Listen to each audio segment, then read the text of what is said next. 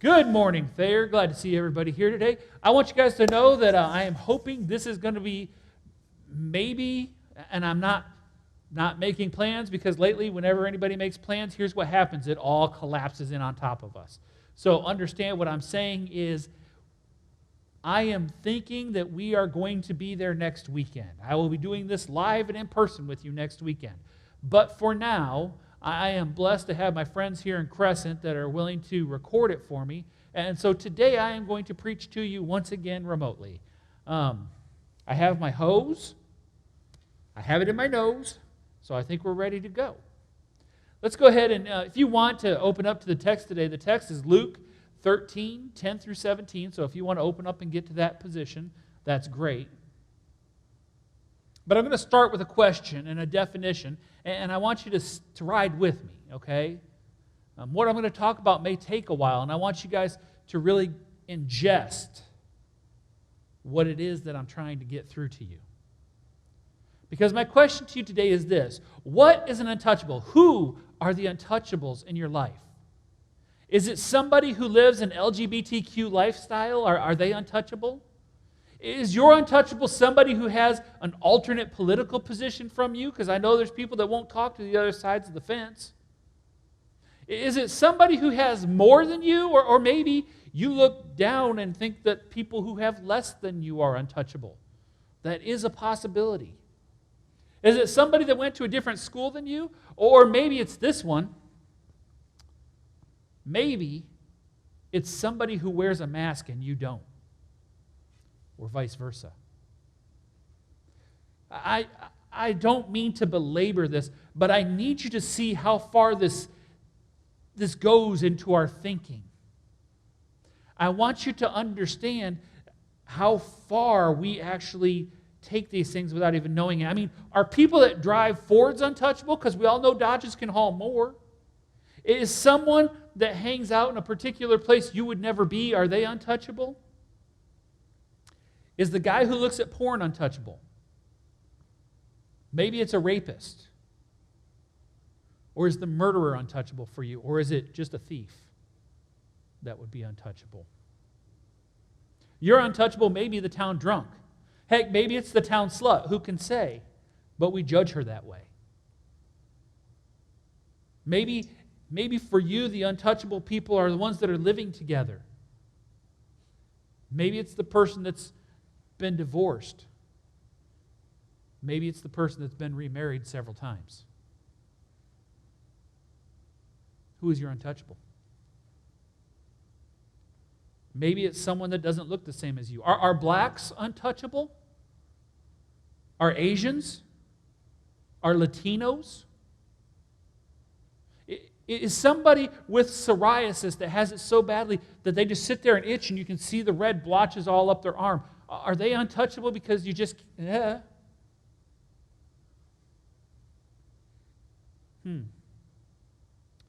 Maybe it's somebody with a disability that you just don't know how to handle. Or maybe it's some amputee. Maybe it's the guy, maybe it's that guy that's on oxygen that has a hose going up into his nose. Maybe that's the guy that's your untouchable.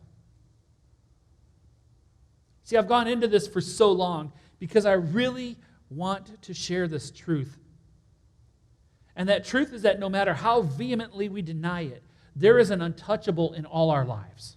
There is somebody that we cringe about when we see them. There is somebody that when we have to deal with them, it causes our hackles to rise up. The thing is this, is that as I look at the text, I am terrified that we are missing opportunities. We are missing opportunities to draw people in and to glorify God. Even more so, I am afraid that we are missing opportunities for the kingdom. Because when it comes to Jesus and untouchables, He draws them in. He helps them. He even defends them to the church people. And more than that, He celebrates with them because when they recognize Him, they get excited. That's how Jesus dealt with the untouchables. Just look at our text. Luke 13, 10 through 17. It says, "Now he was teaching in one of the synagogues on the Sabbath. And behold, there was a woman who had a disabling spirit for 18 years. She was bent over and could not fully straighten herself. When Jesus saw her, he called her over and said to her, "Woman, you are freed from your disability." And he laid his hands on her. And immediately she was made straight. She glorified God.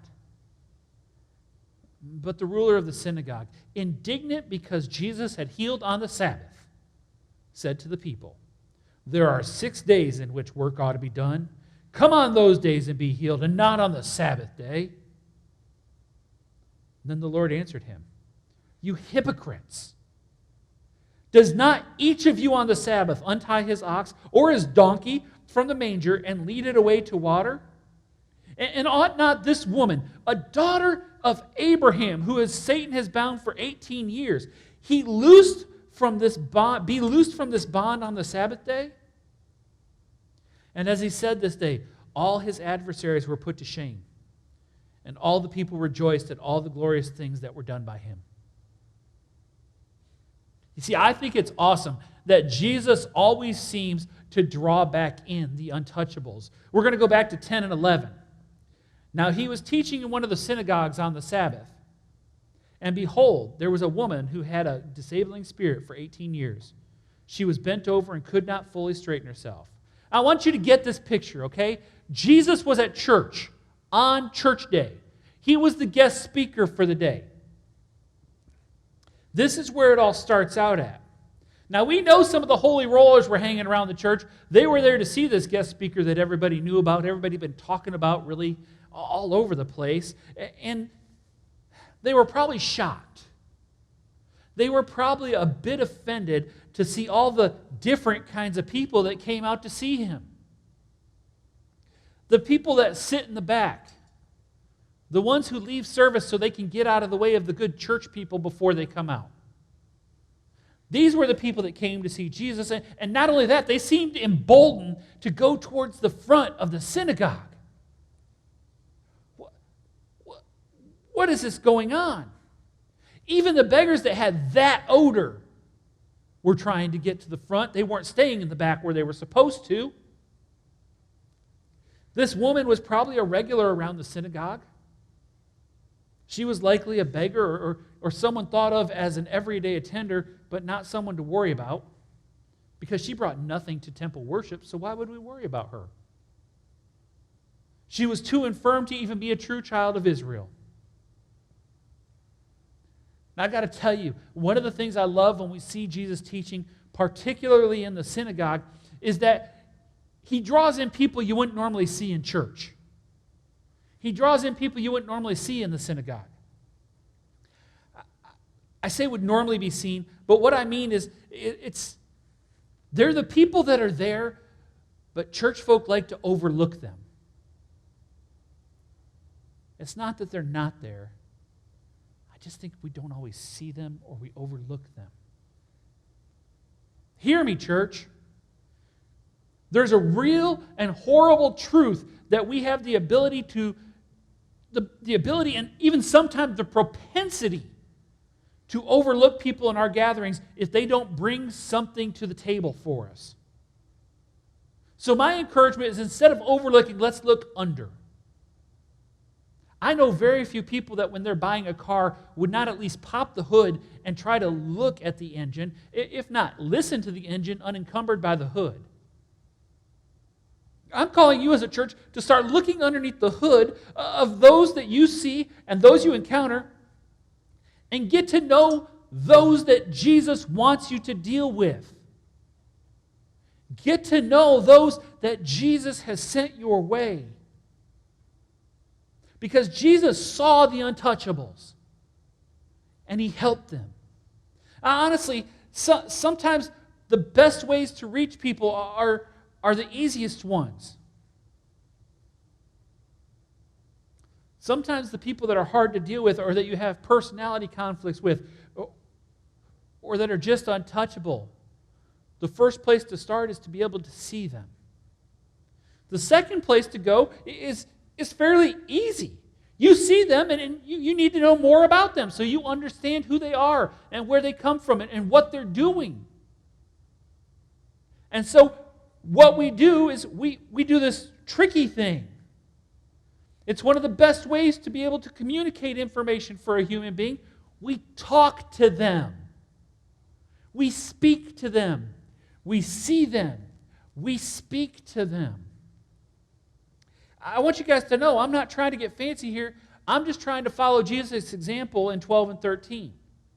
When Jesus saw her, he called her over and said to her, "Woman, you are freed from your disability." And he laid his hands on her, and immediately she was made straight, and she glorified God. He called her over. He reached out to her vocally. And I want you to see that it's not your responsibility to continue to throw yourself up against a shore and just get battered to pieces. That is not your responsibility. But you need to offer yourself out there as someone who sees them and cares about them and will be willing to help them when they come to call. You care enough to know who they are and be prepared to help them. I also don't want you to miss that the woman had to come over. She came over to Jesus. There will be those that don't understand what you're doing if you try to create a bridge with them. And they will, out of experience and fear, they will back away from you and they will not engage you. But what happens if we reach out? What happens if we engage? And even one, just one, comes to Jesus. There's a good question for you. Because here's what happens if we don't reach out. Nothing. Nothing happens if we don't reach out. You see, Jesus is demonstrating how for us to be able to reach out to people. And I got to be honest with you, the next part is the part that really kind of gives people the hardest time with it. See, next he shows us the best approach ever. And that is when he reaches out and touches her. See, when we see our untouchables, we need to reach out to them. When we see them, we need to talk to them. We need to see them. But the biggest thing that one can do, the final is the hardest, and it should be the easiest. To give an untouchable a handshake. To give them a consoling hug. Just to be able to reach out and put a consoling hand on their shoulder when we have to, or while we are meeting their needs, to be able to reach out and just touch them. To touch an untouchable is a blessing that can change the whole focus of someone's life. To touch an untouchable shows more love than 100 of my sermons will ever show. The love of Christ is the only way to reach out past our own prejudices, past our own preconceived notions. The love of Christ is the only way to love those that the world calls untouchable. But we're called to love. And it's also the only thing that will help us to defend the untouchables just as Jesus did. You see, the guys that knew the law were there. They knew the law. They saw this change in the woman. She wasn't someone that they really wanted coming to temple. And so they immediately get this idea in their head of how are we going to get rid of her. Also, you got to remember, they weren't real keen on Jesus. And when Jesus, the guest speaker, reaches out and heals a woman in front of a multitude of witnesses, we need to get this guy out of here too. We need to quit giving him an opportunity. How do we do that? The law. Yes, the law is how we will do that. The ruler was completely right with the law that he said. It is absolutely legitimate to say that there is only 6 days to work. Legally, his case completely stands up. But here is the dilemma. There is a place where law and grace meet, and we see that grace is the trait that needs to be predominant in those that believe in God and call themselves Christians. That place is in the person of Jesus Christ. You see, the ruler wasn't just using the tool. He wasn't really trying to use the law right. He was just trying to use it as a crowbar to eject the people he didn't see as the church people to the curb without having to feel guilty. But Jesus saw it differently. Jesus reminded him who the hypocrites were. 15 and 16. Then the Lord answered him, "You hypocrites, does not each of you on the Sabbath untie his ox or his donkey from the manger and lead it away to water? And ought not this woman, a daughter of Abraham, who Satan bound for 18 years, be loosed from this bond on the Sabbath day?" They would take their donkeys to water, but this daughter of Abraham, one of the people they were supposed to be looking after as the nation of Israel, they had no time on the Sabbath to help her. She was a slave. She was bound by Satan. She was a slave for 18 years.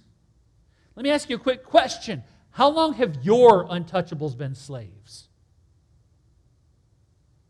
How long have the people that you don't appreciate, people that you think shouldn't be there, people that you think are doing something wrong, how long have they been slaves?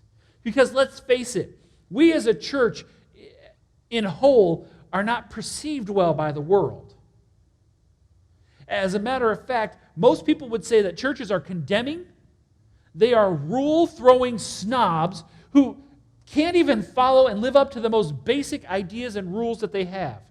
We are viewed as haters of people and not lovers. And I got to tell you this, okay? I have no argument for it. I have no argument whatsoever for that statement. Because it amuses me what we consider to be okay sins and not okay sins. You don't understand? Let me explain it to you. Homosexuality is a not okay sin. Most people don't know how to deal with it. They're afraid of having to deal with somebody who's a homosexual. And because of that, they get very uncomfortable dealing with those folks. And so they would rather just not have to deal with them at all. And so because homosexuality is condemned in the Bible, and it is, we condemn that person to being untouchable because they're homosexual. On the other hand, cohabitation is an okay sin. I've heard many people say, well, it's not that bad. They happily associate with folks. They spend time with them. They will even follow their example on occasion, and they will overlook the discretion because it's something that everyone does. You're right, everyone sins. But I don't know why the church thinks this one's okay. Viewing porn is a not okay sin. Those people must be perverts. They must have dysfunctional family lives. Sadly, the statistics say you might want to be careful where you're throwing your condemnation right now. You might want to be very ginger with the people you cast into that category. Because here's the statistics. 70% of men aged 18 to 24 visit a porn site at least once a month. The largest consumer group of online porn is men between the ages of 35 and 49. 1/3 of all internet porn users are women. Sunday is the most popular day of the week for viewing porn. And here's one to think about. Thanksgiving is the most popular day of the year for viewing porn. Careful where you throw your condemnation. You never know who it might land on. It's not okay for porn. But here's what, speeding is okay. Speeding is an okay sin. Even though we know that both Titus and Romans instruct us to be submissive to rulers and authorities, to be obedient. So if you're speeding, that would be disobeying and rebelling against the rulers and authorities that set that speed limit. So is it really okay to sin? Just because everybody else does it, is it really okay? When Jesus says, you hypocrites, you know he's talking about us as much as the ruler, right? I lie. I don't try to, but I do sometimes. I've been known to cheat on a board game. I've walked away from stores with things that weren't scanned. You know how you do. You don't necessarily mean to, but everything just gets piled into the bag, and you just pick it up and walk it out. And when you check the receipt when you get home, you go, how did I get this? But at that point, I'm either home or somewhere else, and I don't really feel like going back to the store and fixing it.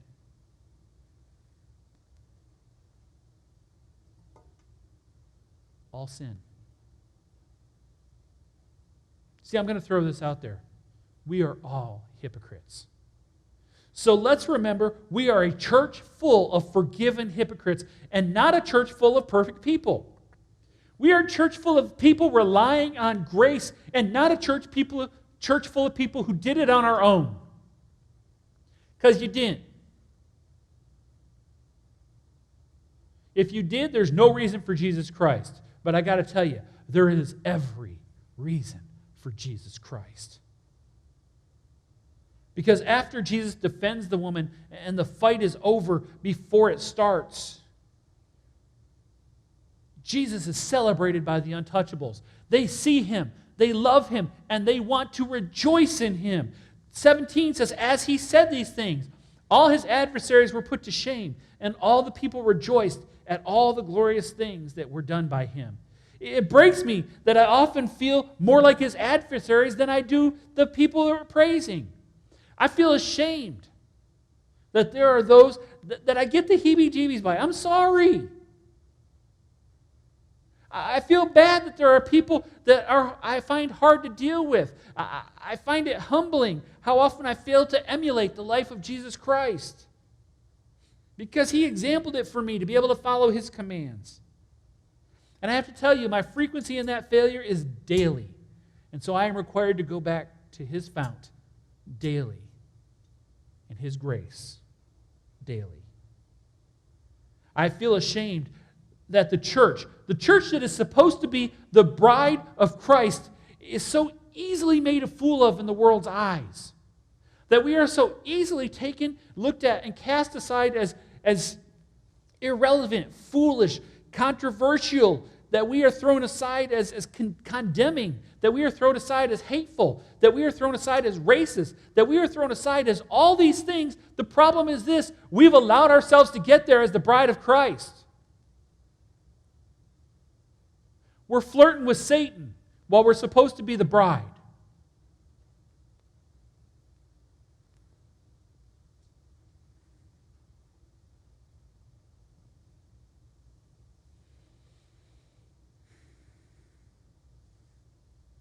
Because we fail to follow through on the simplest thing that we espouse. The thing that should be foremost in all our lives. Grace is free.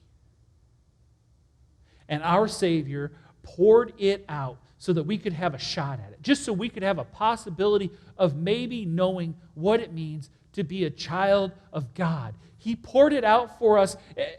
All it takes is faith and a willingness to be accountable through baptism. That is it. And when you hear that message, when you share that message, when you see that message being received, we should be celebrating. Those that feel untouched should be flocking to the doors of the church, because we should be opening our arms, rejoicing that they were there, and we should be loving on them because Jesus does, and we need to as well. We should be getting people in left and right because there are so many hurting people. There is no difference between the grace shed for us and the grace shed for them. And when they come in, I hope they're like the woman. I hope we teach them that when God does something great in your life, glorify him.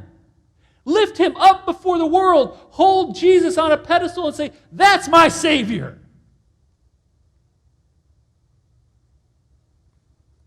When something glorious happens, that's what we should be doing.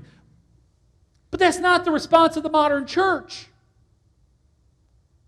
The response of the modern church is this. What do we do now? Do we have to put it into a committee to try and determine what is really something to be rejoiced over? Which committee or board should really be handling all these glorious things? Where should we have a celebration and glorify God? I'm not sure we could hold them all in our sanctuary. And finally, my favorite. Let's wait a week so we can be sure of who's going to bring what food. Folks, hear me. It is time to celebrate. We are the untouchables that Jesus has reached out and straightened our lives. Do you realize that? We have already said yes to Jesus. He has already taken us and said, here's the straight path, walk it. And I pray that we are. But I fear there are many that are not. We are the ones that Jesus has taken aside and He has said, here is your salvation. Here's your ticket to heaven. And we should be going up and down the street, dancing and glorifying Him. Let's reach out. Let's reach out with this news, with this amazing thing that's happened to us. Let's reach out and touch the untouchables in our lives with the grace of Jesus.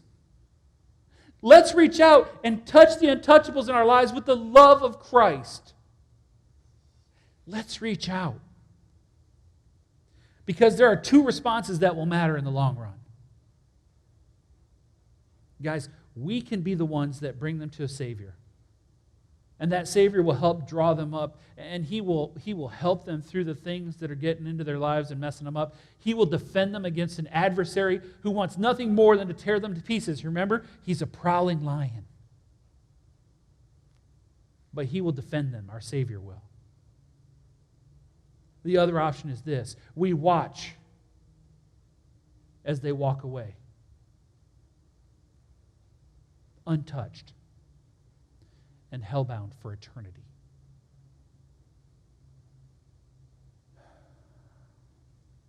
See, I want you to with me for a minute. The best part of the celebration is this. It's not now.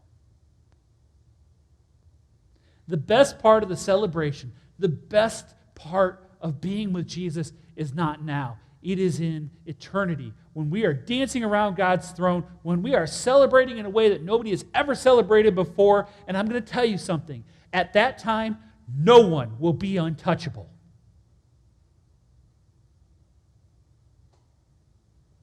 Because we have a God who has said He will wipe every tear away. Who desperately wants us to be with Him. And He has made us untouchable as well. Guys, at this time right now, we're kind of at a place where if you're thinking, I don't know Jesus that way, or if you're thinking, I've never known Jesus that way, or if you're thinking you're untouchable, or if you're thinking you have an untouchable in your life, I want you to come forward and I want you to talk to one of the elders or talk to one of the staff. If you don't feel comfortable doing it up here in front, go to the back and they'll take you to the rooms back there and you can talk to them in the back. That's awesome. I'm all about that. Because, folks, if we can't get past untouchables, the kingdom stops now. And so today, at this time of invitation, here's what I'm calling you for. Here's what I'm asking you for. Be the ones that glorify God. Be the ones that are ready to celebrate.